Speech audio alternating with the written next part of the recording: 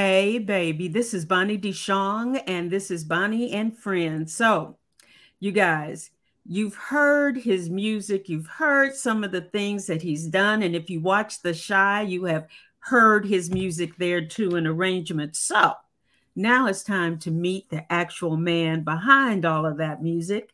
He is a musical genius, composer, orchestra arranger, and music producer, editor, Leon Lacey. Yay! Hey, Hi. Leon. Hey, I'm honored to be here with you. You get the applause, though. You get it. I'll listen to you. Listen Oh, it's to for you. you. I'll take it too. Now, Leon, most of us are people who only dreamed that we could have the talents that you have. You know, Wow. when you came out the womb, did you know you could do all of this, or when did it click? Yeah, that's what they told me. So I guess my baby pictures, I've always been musically inclined, and as long as I can remember, I've been captivated by music and musicians, and just that whole culture. What was your first instrument? Well, drums. I think most of us start banging on the drums, but then I quickly went to piano when I was about 5.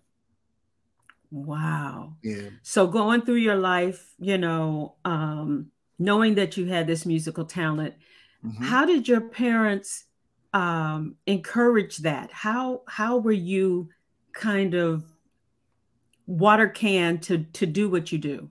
That's a great question because the answer has to go right back to church. My mother, father raised me and my siblings in church, and that's where I got so much music influence. So them keeping us in kid rehearsal, the choir rehearsal, and you know, my mom, I'll never forget her fighting on my behalf, so to speak, to get for them to allow me, a little youngster, to play the instruments in church. So yeah, that's the biggest beginning I had.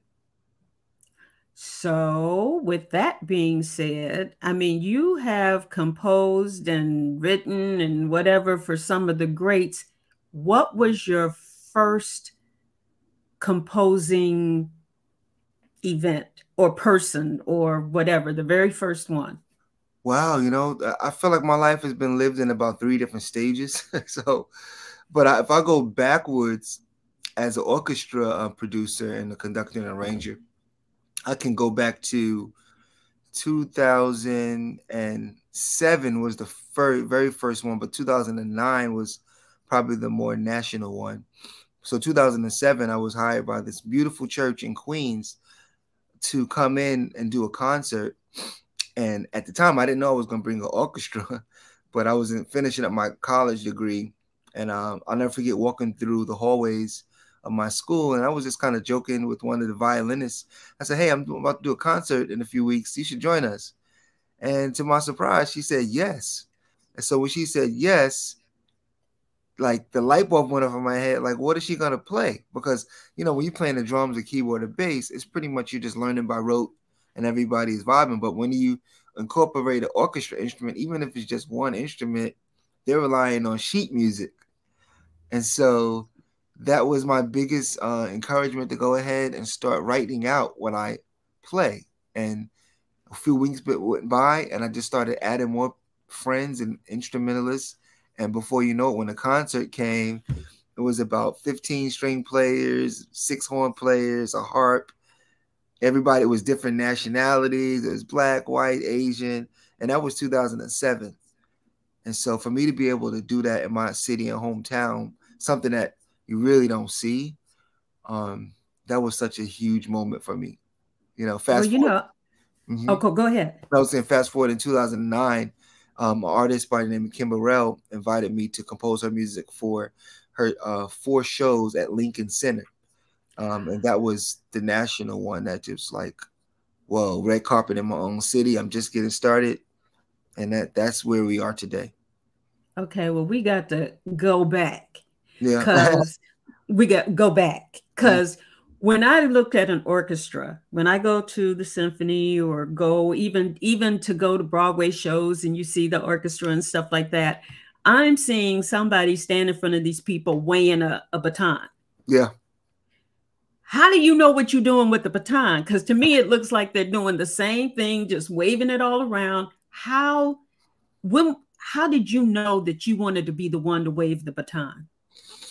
Wow, I think, you know what, that's a good question, because I believe it came organically as a songwriter.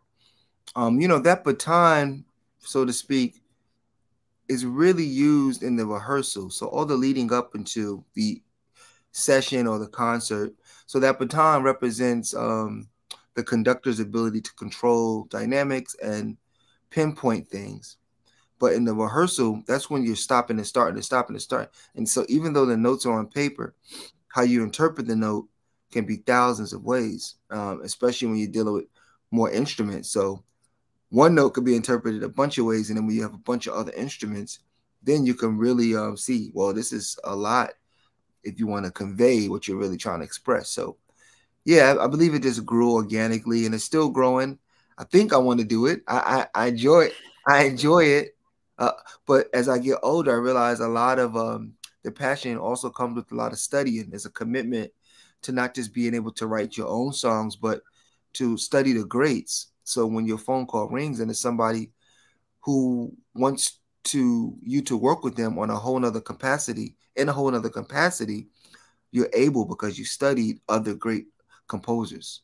So So is it mostly coming from school that you learned to write music and that sort of thing? I know you a genius and all of that good stuff, but you know, I just get into that Godsmack moment that, you know, it was like, okay, I can do this. Yeah. Wow. You know, in school, my degree in school was for music education, actually. So there's another program called composition. And most people who are orchestra arrangers or songwriters, they go through that course, composition. But I didn't. So and I'm definitely okay with it, because after school, and I realized that I really love doing this type of work, I started studying myself. So even to this day, I study. I'm so grateful to have the ability to study. Now, look, I was studying this morning and thinking about how these books, they're so meaningful to me. You know, it's no, it's like a one-way relationship, and I'm the beneficiary of this relationship. You know, it's no ego, it's no pride. It's, if you spend time with me, I'm going to take care of you, and it's like, it's crazy because I'm studying not just Bach or Mahler, but people like Gustavo, Richard Strauss, so many different composers, even Nadia Boulanger from France. And so it's just a great thing. I'm still studying, I'm still growing and learning, and like a kid in a candy store. Well, when you go to compose something yourself, like, okay, I'm calling you and I go, Leon, we're going to do the Hey Baby Bonnie concert. All right. And I want you to compose all the music and all of that and get it together for me. Just do it, do it, do it. What does your mind go through? I think it's the same exact process. You're asking some amazing questions. These are questions I have not been asked, so thank you. Okay, so the first thing is I feel like, wow, I'm honored that you would trust me. That's the first thing, is a sense of gratitude. And then it shifts over into, I think right immediately goes to, what in the world am I going to do? It's always a blank canvas, super blank. And then I think the third thought is usually, now this is a responsibility. Like my wife and I, we just had a beautiful baby boy. And he's almost 5. Congratulations. He's asleep now. But in about a week, he'll be 5 months. But the thing is, you feel that sense of responsibility. You know, like God has blessed you with something and you want to do your best taking care of it. And that always happens when somebody calls. I don't care if it's Janet Jackson or an independent artist or Bishop Jakes, whoever it is, big or small, you're like, you feel this sense of responsibility to do the right thing. And I think those are the 3 steps usually. Okay. And then you'll say, oh, I know what Bonnie thinks and whatever. I'm going to put this down and it's going to be her spirit into this creation. Yeah. And then it goes into that creative aspect. Yeah. Wow. Okay. Now we know that you did this in church. We know that you did this at the Kennedy Center and whatever. Lincoln But Center. how did you get from there to Beyonce and others and the Shy? Who was the one that said, you know what, Leon can do this? Wow, I think the cool story is it's because I was able to be resilient and hang in there. I get the calls from different people, so it's not just one person. But I do think everybody is starting to hear at the same time. Well, Leon Lacey, you should go probably give him a call. Go ahead and give him a call because I'm turning things around pretty quickly. Closing deals, closing projects, putting the finishing touch. Whether I'm putting the finishing touches on people's projects or I'm starting a brand new manifestation. It's been blessed because I'm getting calls from different entities. So Beyonce, that call was from her musical director, her temporary musical director, who now I believe he's doing it more full time. But I was just studying top of the year, like January 1st, 2nd, and he calls me. He's like, "Hey, would you like to work with Beyonce? We're going to Dubai." Just so casual, just like that. But he also said, "But it's like a last minute thing. Like the show is like in 12 days, and you have to write 20 compositions by the end of the week." That's right. Wait, hold on, stop it right there. Yeah. Mm-hmm. How do you wrap your mind around putting 20 Yeah. compositions together? I mean, I can imagine one, Right. maybe two, but 20? Yeah. How 20. did you go into that? Yeah. The good news is the first thing, I'm honored, grateful. Second thing is like, what in the world I'm going to do? Third thing is, all right, you trust me is a great responsibility. And then I go to the creative aspect. Then I start to encourage myself when I got the call because I'm like, okay, she has songs that the whole world knows. So let's start with listening to the music. Let's see what's there already to pull from. So each song, I treated each song as if it was just one song. And boy, it was like being in war because the clock is ticking and you have to be very wise about things. And so I did know going in that she wanted to also mix some of the Arabic instruments with her score, just sprinkle it so it feels like it's in that region of the Middle East. So my idea was to go ahead and get the score first, start with the strings, get all the movie sound, get that going, song by song, and then add the horns. And then when I get to Dubai, I will work with the ethnic instruments and get those in the score. So it was quite a process. But when I got the call to do the LA Philharmonic, that was right before the pandemic, and it was another big call where I only had 9 days to compose this symphony for Miss Yolanda Adams, actually. And yeah, it was like I had to stay up, didn't go to sleep, had to have that conversation with myself. Like this is the calling for some people. They don't have the luxury of being catered to, and you have to rise to the occasion. And thank God I was able to rise to the occasion, get that music in. And with the Beyonce thing, I really think my study regimen, first of all, my faith in God, scriptures that I believe, and a prayer meditation, and also my study regimen really keeps me ready. I can show you some books behind me. I'm literally right here. This right here is when you looking at stuff like this all day, and it's super hard and it's super intellectual, intense. When you get calls to do a pop song or something that is not so involved, you realize, okay, this is possible, but you just gotta focus and laser in. Do you ever get like a blank? How do you get yourself out of like, okay, I got, okay, wait, it's not coming. How do you get yourself kicked back into gear? Easy. Go on to the next thing. Put that on pause. Go on to the next thing and come back. And treat it like a work day. Like, no. It's an 8 hours, a 10-hour day. Just because you got a hiccup in the road don't mean that your work day stopped. Go on to the next thing because you got to get it done. Going to Dubai, and I've been to Dubai, and it's an amazing place, and some of the things I couldn't believe some of the things I was seeing and experiencing and everything. But Mm-hmm. working with a female orchestra Yeah. in Dubai, how was that? I mean, I know it's something that probably has never been done before. Mhm. Yeah. That was actually really, it was interesting because going into the situation, I was thinking, are these players professional? Will they be able to handle this work?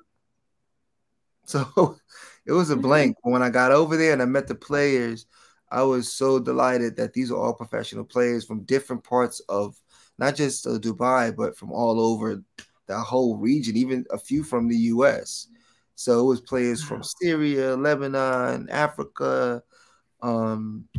Dubai, since you've been to Dubai, it's like a melting Hmm. pot there. So it was and then as them being all women, that was the other thing. I'm like, okay, how am I gonna get through this? And I was just so delighted how it went. These are like they all and eventually became like either my sisters or my mothers or my aunts because they're all different ages, or my little kid sisters. So it was, and we keep in contact even now, which is one thing I love about doing orchestra because you meet people hand right up close to each other. So And I'm not going to even ask you what it was like working with Beyonce, because oh, it was great. seeing the way she puts herself into her shows and Yeah. everything, I can only imagine Mm-hmm. that it was intense but great. Great, and she's a first class stellar person to work with. She trusted me, and we communicated quite a bit. And every time after the rehearsal, even after the show, she was just like complimenting me. She complimented me so much. I was just so encouraged and honored, and just to see her workflow. I said, hey, I feel like I have a place working with someone like her because she's very Oh, intentional too. I love that. I really love, it's really nice when you hear that someone that you admire and love the music of is also great when Yeah, they're not on the stage, yeah, and they treat their people well. absolutely. And Absolutely. that's And something I was so good. happy when I found out her people who work behind her, whether it's managers or just role people, they've been with her for like 17, 18 years. A lot of Wow. them. Yeah. And so she flew about 85 of us over there to Dubai. She flew me first class, and she took care of me first class all the way. And she was just all her people that have worked with her, everybody's so cool, calm, and they're like so happy. Everyone is really working to bring the vision through. Well, next time, you can tell her you got an auntie in Chicago I that's sure got will. to travel with you, to Actually, hold your there, cases or your baton or something, I okay? gotta. I must. I won't forget Now you we said that we now. can't we can't go without talking about the Shy, Oh, that's what I'm. because we in Chicago, okay? That's So what I'm we in can't the talk middle about of right now. The shot. Oh man, season 6. How did you get hooked into the Shy?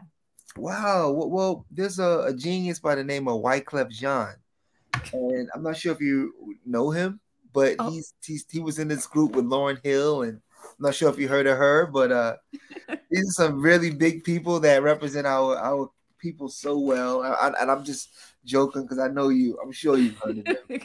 Fuji's of from the course. 90s.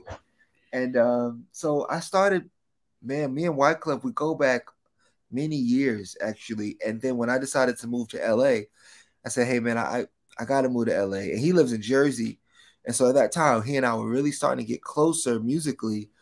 And I was like, while he's doing the big star stuff, I'm like, hey, I still got a family coming up. So I have to follow what God has given me. And I'm supposed to be facilitating more people and companies and stuff with what I do. And so he said, hey, no problem. When you get out there, pretty much just call me. I'm gonna take care of you. Literally a few weeks later, he was like, hey, they asked me to be the composer for The Shy, and I want you to be my orchestra arranger, and I want you to co-compose music with me. Since you're out there, that's what you want to do, right? I was like, yeah, that's what I want to do. That's crazy. So I started by he would start the music for this was season number 4. We're in 6 now. He would start the music. He would send it to me. I would finish it, and then we would send the music in, and we got 100 cues pretty much. But in the beginning, he also said you should think about being a music editor. And he's like, I want you to be a music editor. I'm like, I don't even know what that is. So I researched it.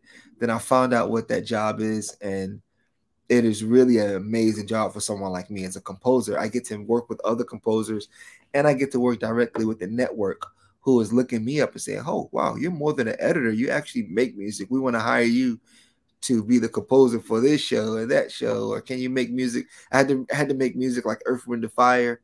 I had to remake their music. I had to remake music for like a HBCU marching band, a bagpipe processional for police. So many things that I'm blessed to do.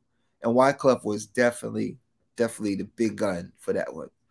So Yep. when we look at the Shy and we hear music that we know, Mm-hmm. but it's blended into the scene and whatever, is that what the music editor does? Absolutely. Music editor. I got the page over right now because I'm doing another project. I'm doing The Shy and another project called Genius. Comes on National Geographic, and they're covering the life of Martin Luther King and Malcolm X simultaneously growing up as kids till they become adults, and they're in Washington D.C. So pretty much, if you will look behind me, there's a program called Pro Tools. And in Pro Tools, you see all the waves of the music composer, all his music files like strings and bass drums. And then you'll see about 20 of those tracks. And then you'll see about 4 tracks, well, no, more than that, about 16 tracks of source music. So that's like your favorite artist music that may come in and out of the movie real quick, you know. And so my job is to line everything up, making sure it fits with the network's notes, and just really deliver it excellently. So when they start to mix it in Hollywood, so to speak, they can just get right to work. They don't got to move files around, and it's a lot of process. It's a fluid situation, but thankfully I'm able to handle it, I believe, gracefully. Do you have all the episodes at one time, or do they They're send all, each episode mhm. separately? They have such a wonderful system. Well, the Shy is really, they've mastered their rollout, and we work on about one show for about 3 weeks, 2 weeks, and it overlaps a little bit with the preceding show. So there are different producers. So every show has different, not every show, but a few shows have different producers. But the music composer is always doing for the same show usually. The music editor is doing the same show. So I'm working on everything, and it's a rollout how they got it. So it's pretty cool to see the machine work. Wow, it's so interesting. And I know that you have to go because I know you've got 14 other things going on. But I wanted to ask you, okay, you've done all of these great things and worked with these great people. Who is that dream that you strive to work with or to do in your life? What is your dream? Musically, well, I think my dream is always hasn't really been music related, and I think I'm living my dream now, and it was to be married and to have a family. And so now, my wife and I have been married for 8 years, and we were just blessed to have a baby in November. So I just remember being a little kid in the car with my brothers and sisters, and just I remember like, wow, this. I remember literally saying this like it was yesterday. Like this day is not gonna always be here. I'm not gonna always be in the back seat as the little kid sitting on my sister's lap and we're listening to music. Those days are gonna end. And I remember I was like 11 or 10, and I just remember every time from that point on to just really cherish the moment. Just look out the window and sing and have fun in the car. And then eventually I saw how my sister went to college and my other sister went away. And so I just remember like I just want that dream, for myself and my family again. Has nothing to do with music, right? But music, I think, is the vehicle that is getting us to that place. And I'm able to live a very comfortable but serious, no nonsense lifestyle with my wife, and I think we're gonna have some beautiful children. We already got one beautiful child, so Oh, yeah. But it's funny because my brother friend is Greg Filling Gaines. oh wow, And yeah, honey, every time he comes to Chicago, I got to get him a bean pie. nice. But anyway, what I love about Greg is he's down Mm-hmm. and he's regular, and so are you. I love it because you are you. Oh, And I'm really enjoying talking to you because, You. you are you.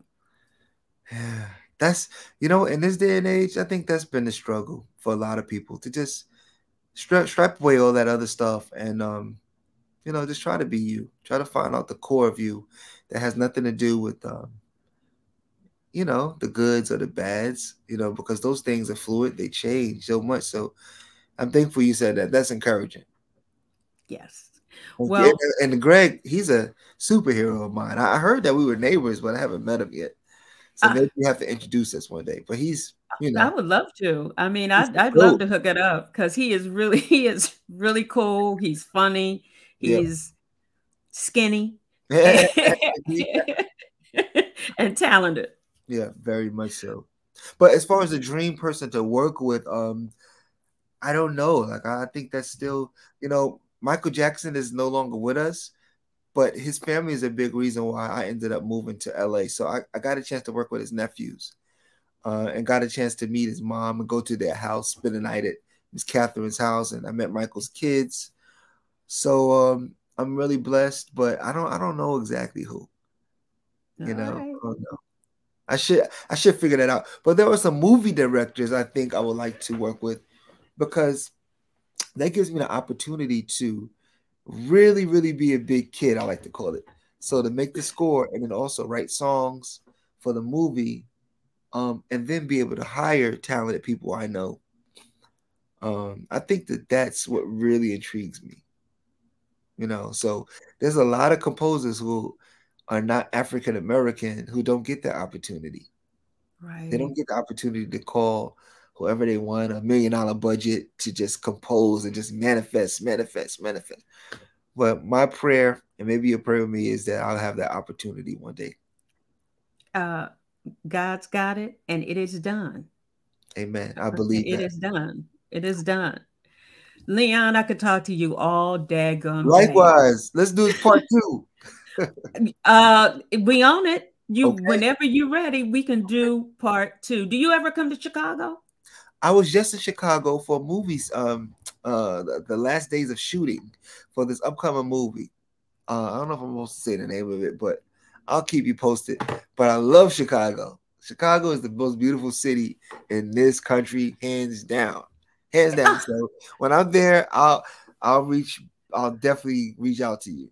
Reach out and we'll go have either some pizza or just some good Yes. food or some sushi or Always. whatever you want. Yes, always. I'm gonna remember that. And I'll make sure you have my info.